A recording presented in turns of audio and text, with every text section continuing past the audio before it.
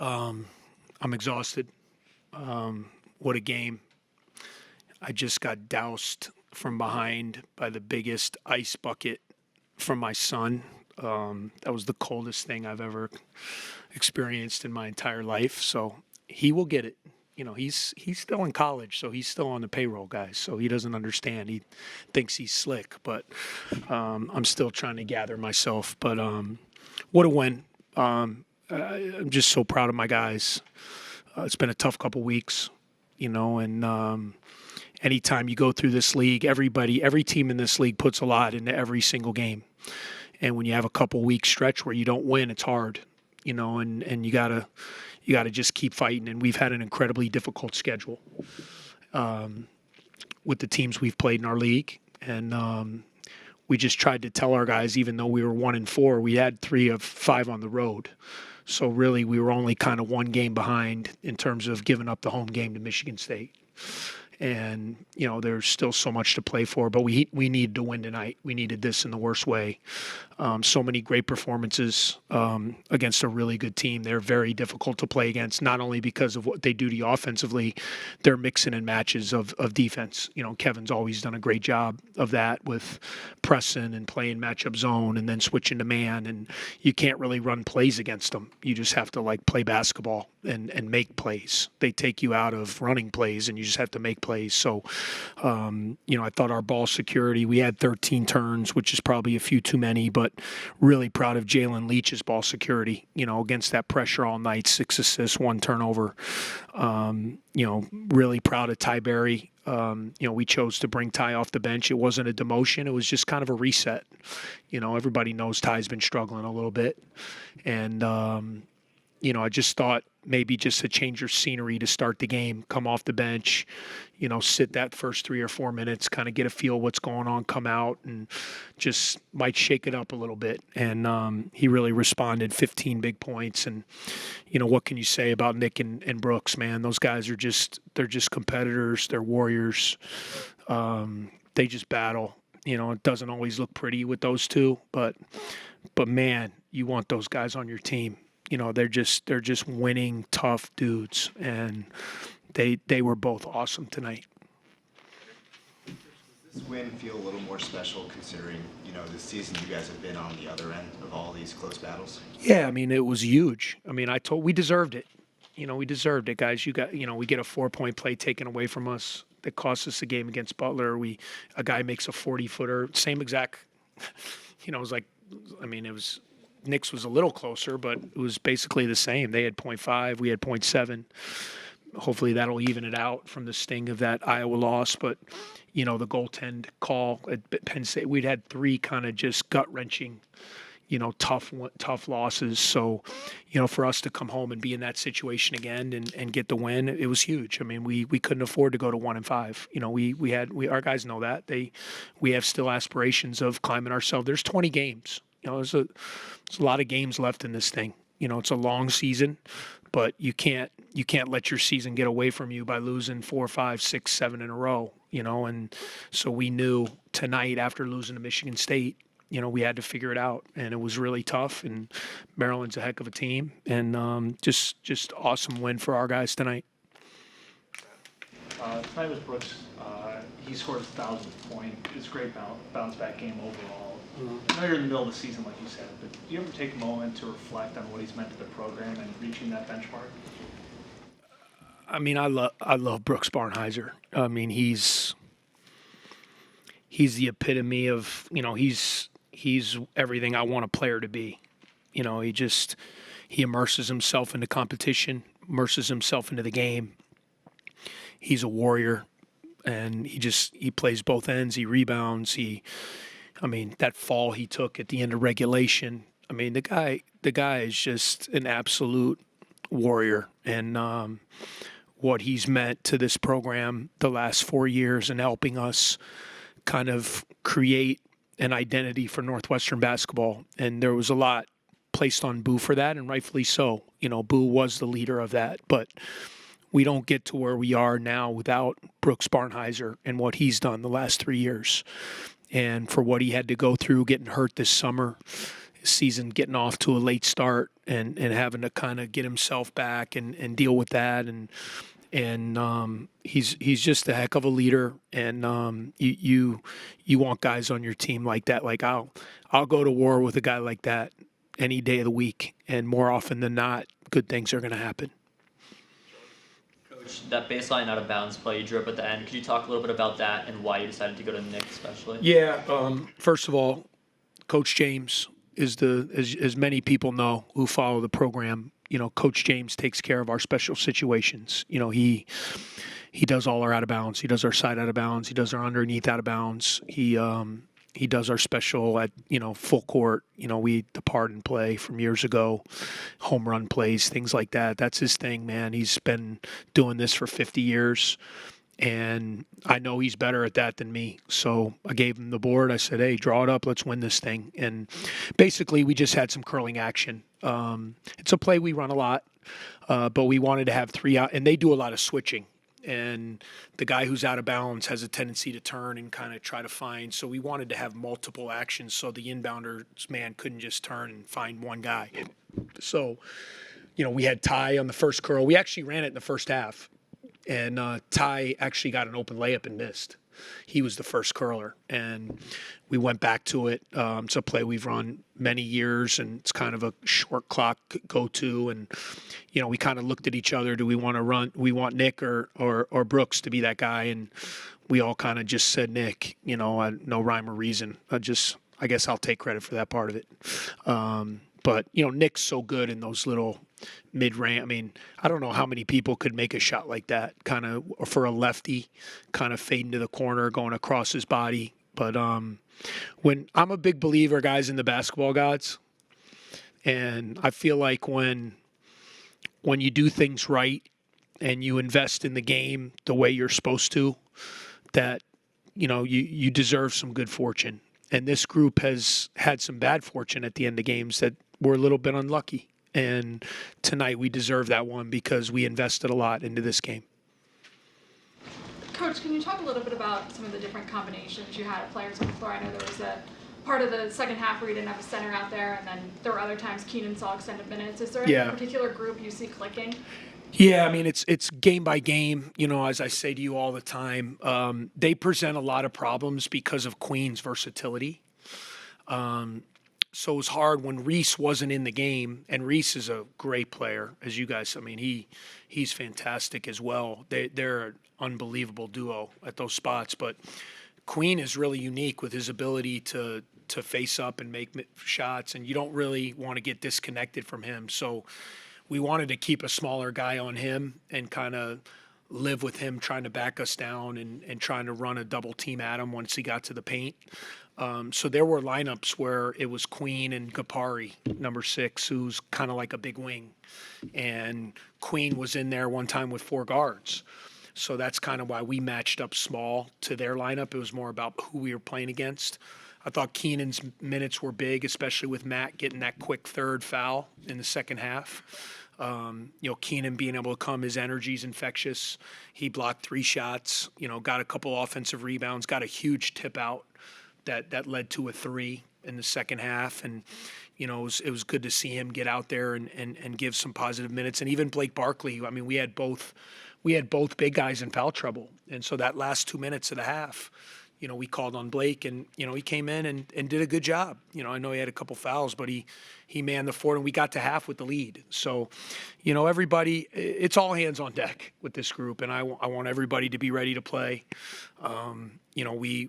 We needed a win. I leaned on my veterans tonight, and rightfully so. They came through, but going into this weekend, we got to have even guys who did. I know Justin didn't get a chance tonight, but he's got to be ready, and he's been a big part of us winning games. So there's no rhyme or reason. We're just trying to win. I mean, I tell the guys every day, I love everybody on our team. I want everybody to play 40 minutes.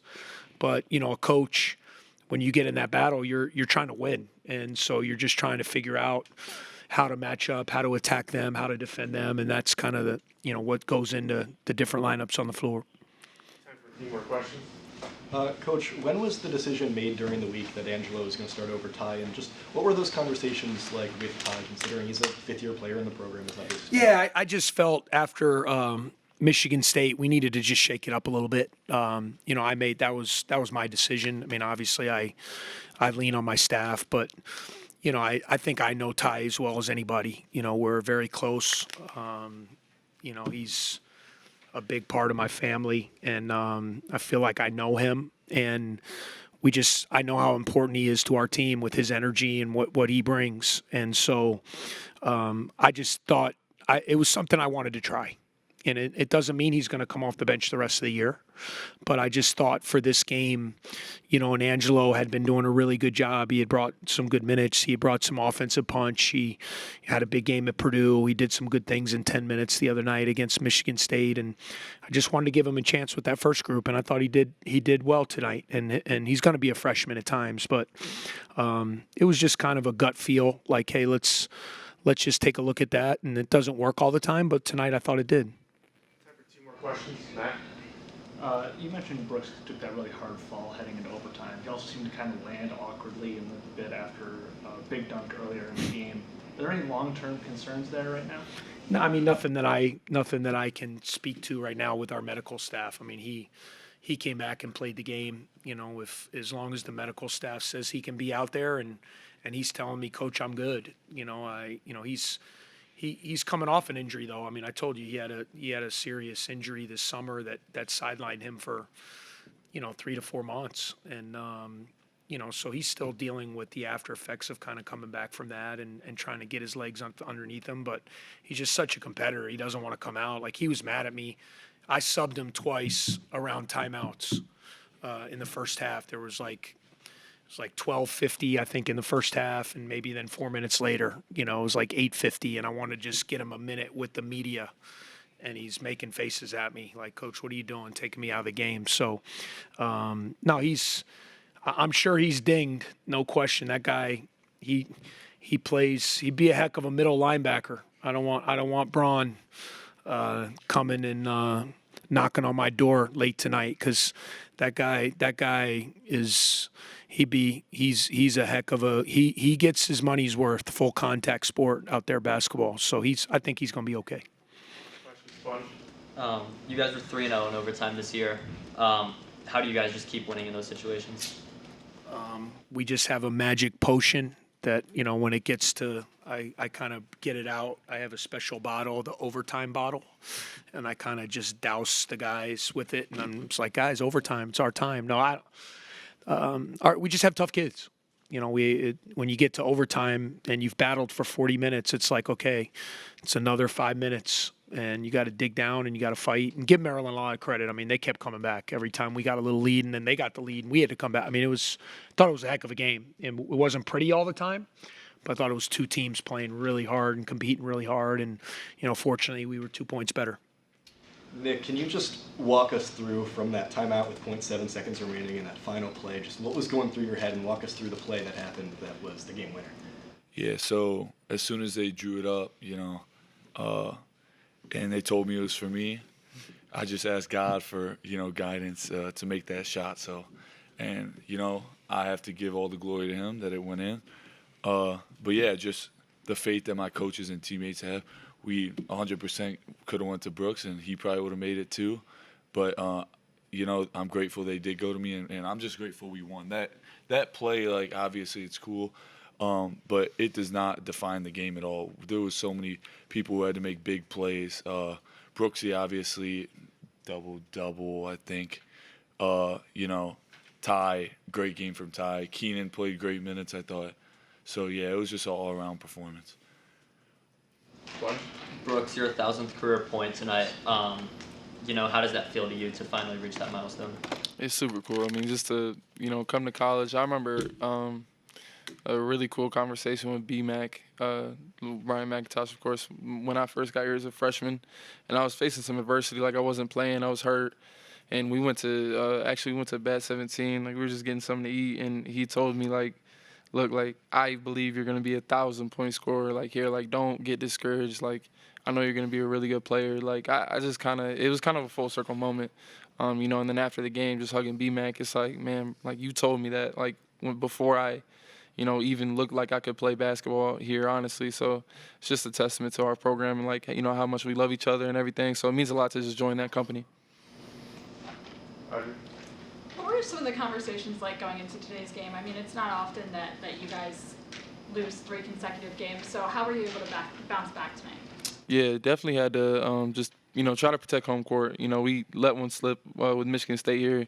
We had like a 12-minute span where we just kind of, where we lost the game. So, today was just huge about getting back in the win column, getting the right direction, and then just, use it as motivation and momentum. Like, we're a good ball club.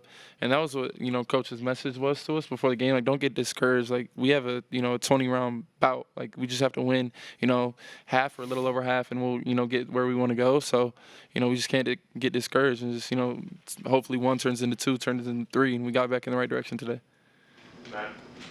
Early in the first half, Angelo had that and one, and both of you kind of immediately ran over, kind of got in his face, hyping him up. You both kind of made early contributions when you were young players.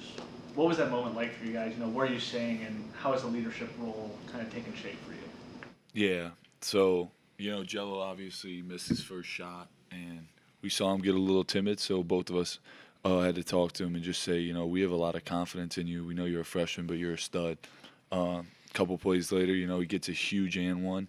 Yeah, it's just a good feeling. Obviously we see a lot of ourselves in Jello. Both the freshmen, having to grind out a role. It's not easy. Yeah, so we were just super excited.